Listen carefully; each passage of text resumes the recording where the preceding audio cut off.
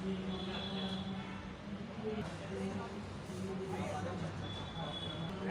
B R Ambedkar, doctor B R Ambedkar, doctor B R Ambedkar. जब तक सूरज चांद रहेगा, जब तक सूरज चांद रहेगा, जब तक सूरज चांद रहेगा, तथागत गौतम बुद्ध की, तथागत गौतम बुद्ध की, तथागत गौतम बुद्ध की। डॉक्टर गोविंद प्रसाद जी। साधु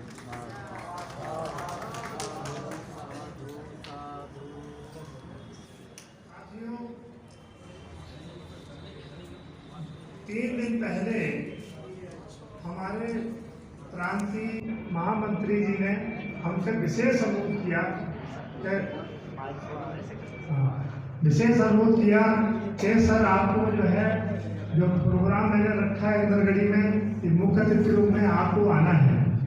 मैंने कहा गौतम जी मैं इस समय बहुत व्यस्त हूँ, बहुत हमारी मीटिंग लगी हुई है, हमारे विभाग की जो है ये जो बैनामे होते हैं उसके जो है स्कैनिंग डिजिटाइजेशन वगैरह सब काम चल रहा है।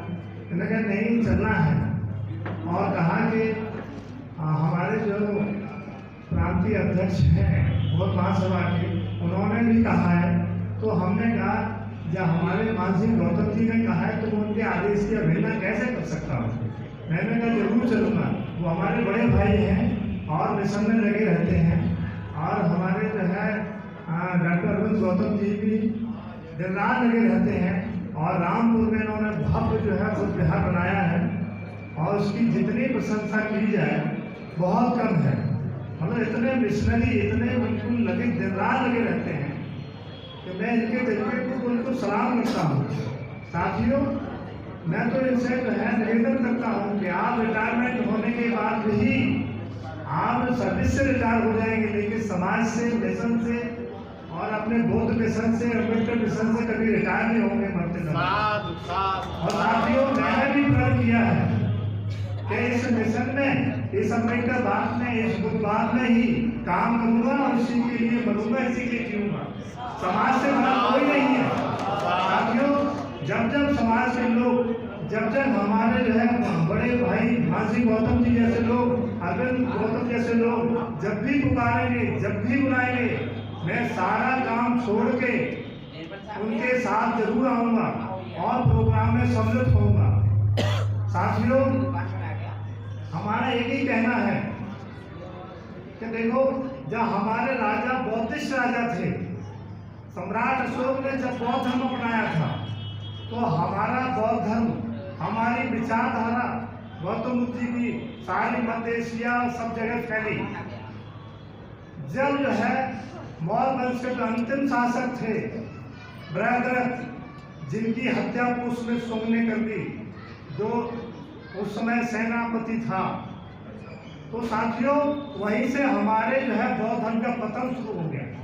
मैं कहना ये चाहता हूँ कि बिना सत्ता के कुछ नहीं, जब हमारी सत्ता चली गई तो हमारे धर्म का, हमारी विचारधारा का, हमारे विकास का, हमारे ज्ञान का, सब चीज का पतन होने लगा। तो साथियों मैं एक ही बात कहता हूँ, जैसे बाबा साहब पॉलिटिकल पावर एक बात करती है, इस पॉलिटिकल पावर को जो है अपने हाथ में रखिए। जब हमारी माननीय बहन जी यहाँ की जो है मुख्यमंत्री थी तब देखिए कितना अम्बेडकरवाद आगे बढ़ा, बुद्धवाद आगे बढ़ा, इतिहास बना, बड़े बड़े बुद्ध विहार बने। लखनऊ में जाता हूँ, आप लखनऊ में देखिए आपके किले बने हैं। अगर आपकी सरकार न होती, आपकी सत्ता नहीं होती तो कौन करता। और लोग तो इमोशनल कार्ड खेलते हैं। उन्होंने कहा कि भाई हर ऑफिस में बाबा साहब की जो है फोटो लगनी चाहिए, बाबा साहब का ये होना चाहिए, तो लोग खुश हो जाते हैं, कितना बढ़िया आदमी है। लेकिन वो बाबा साहब की, गौतम बुद्ध की, मानो काशीराम साहब की विचारधारा के जस्ट उलट काम करते हैं, केवल इमोशनल कार्ड खेलते हैं वोट लेने के लिए, उसके बाद फिर अपने उसी पे आ जाते हैं। तो हमारा कहना है कि देखिए साथियों इसमें संगमर काल है, राजपाट की लड़ाई है, हमें इसको जीतना है। हम कुछ भी सामाजिक काम कर रहे हैं, धार्मिक काम कर रहे हैं, कोई सामाजिक काम कर रहा है, कोई धार्मिक काम कर रहा है, कोई शैक्षिक काम कर रहा है, बहुत अच्छी बात है, सबको एक दूसरे सहयोग करना है। लेकिन राजनीतिक रूप से अगर आप लोग एक जगह नहीं रहे, जैसे पहले आपने एक जगह रह के परिचय दिया और आपका सब कुछ हुआ, तो साथियों सब कुछ गड़बड़ हो जाएगा, अब गड़बड़ हो जाएगा। और मैं तो ये कह रहा हूं कि 24 के बाद तो चुनाव ही नहीं होगा। हमारे माननीय प्रधानमंत्री जी कहेंगे कि 1 नेशन 1 इलेक्शन 1 पार्टी, वो यही साथी होने जा रहा है। फिर ये टाइम जो है बढ़ा दिया जाएगा, जैसे चाइना में होता है, रूस में होता है, और जगह होता है कि 5 साल के लिए फिर बढ़ा दिया गया। तो साथियों यही होने वाला है। आप सब लोग एक जगह रहिए, एक झंडे के नीचे, आपस में पॉजिटिव रहिए, ईगो अहंकार छोड़िए, पॉजिटिव रहिए। और पॉजिटिव परिवार में भी रहिए, समाज में भी रहिए। हम कुछ नहीं दे सकते हैं, लोग मीठे बोल सकते हैं, जहां भी मिले हंस मुस्कुरा के मिले, ये तो हम दे ही सकते हैं। हमारे जो है भगवान गौतम बुद्ध ने तो यहाँ तक कहा कि मैं दुश्मनों को भी एक संदेश देता हूँ कि वो जो है मैत्रीपूर्ण व्यवहार, विनम्रशीलता और क्षमाशीलता का पालन करें। उन्होंने कहा जो लोग मैत्रीपूर्ण व्यवहार करते हैं, दयालु रहते हैं, उन्हें 12 चीजों का लाभ होता है साथ। और बाबा साहब की विचारधारा, गौतम बुद्ध की विचारधारा, आप उसको अपने कार्यशैली में लाइए, एक्ट में लाइए।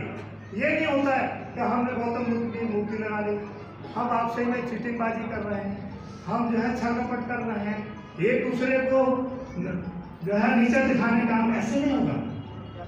आप पॉजिटिव विचार, पॉजिटिव में इतनी विल पावर है साथियों कि आप स्वस्थ भी रहेंगे। आप अगर पॉजिटिव हैं तो सब चीज ठीक रहेगा। जैसे कबीर साहब ने कहा, कर भला तो होगा भला। जब आप दूसरों की निस्वार्थ भाव से मदद करते हैं तो आपकी भी निस्वार्थ भाव से मदद होगी। आप जब भी परेशान होंगे, कोई ना कोई खड़ा मिलेगा। कोई जरूरी नहीं है कि आपने जिसकी मदद की है वो खड़ा मिलेगा, लेकिन प्रकृति नेचर, भगवान गौतम बुद्ध किसी न किसी को भेजेंगे, जाइए उस आदमी की मदद करिए। तो साथियों हमारा बस यही संदेश है कि सब लोग आपस में मिलजुल के प्रसन्नता से मिलें और एक दूसरे को आगे बढ़ा के सम्मान दें, सब करें। इसी से हम आगे बढ़ेंगे। और जो भी सामाजिक कार्यक्रम है, शैक्षिक कार्यक्रम है, धार्मिक कार्यक्रम है, इसमें बढ़ चढ़ के भाग लें। मैं तो देखता हूँ कि हिंदू धर्म के साथ साल भर कार्यक्रम धार्मिक सामाजिक चलते रहते हैं। वो कभी अपने समाज को सोने नहीं देते, चैन से नहीं बैठने देते हैं। और हमारे लोगों के होने का साल में 2 साल में 1-2 प्रोग्राम हो गए, नाम ले लिया, ऐसे कुछ नहीं होगा। जब तक हम कंटिन्यू काम नहीं करेंगे तब तक नहीं होगा। हमारे लोगों की विशेषता है कि जब हम लोग खाने पीने लगते हैं, जब थोड़े सक्षम हो जाते हैं तो विचारधारा भूल उस काम करना छोड़ देते हैं। साथियों अगर हमने मिशनरी काम नहीं किया, जो हमने लाभ उठाया है, जो हम अधिकारी बने हैं, नेता बने हैं, मंत्री बने हैं, अगर हम काम नहीं करेंगे, इस समय हमें लोकतंत्र को बचाना है, संविधान को बचाना है। आगे आने वाली पीढ़ी कहेगी कि एक अम्बेडकर ने इतना सब कर दिया, तुम क्या कर रहे थे? तो हमारे ऊपर लानत है। और वो कहेंगे कि अरे भाई क्या किया तुमने, तुम काट कर लूट निकले, इतने संख्या में थे, क्या किया? तो साथियों आज ही से कदम उठाएं। और युवा वर्ग के लिए मेरी जो विशेष वो है प्रार्थना है कि भाई आप जो है समाज के कर्णधार हैं, आप समाज का सही नेतृत्व करिए। और भैया देखिए बिकने की आदत छोड़िए।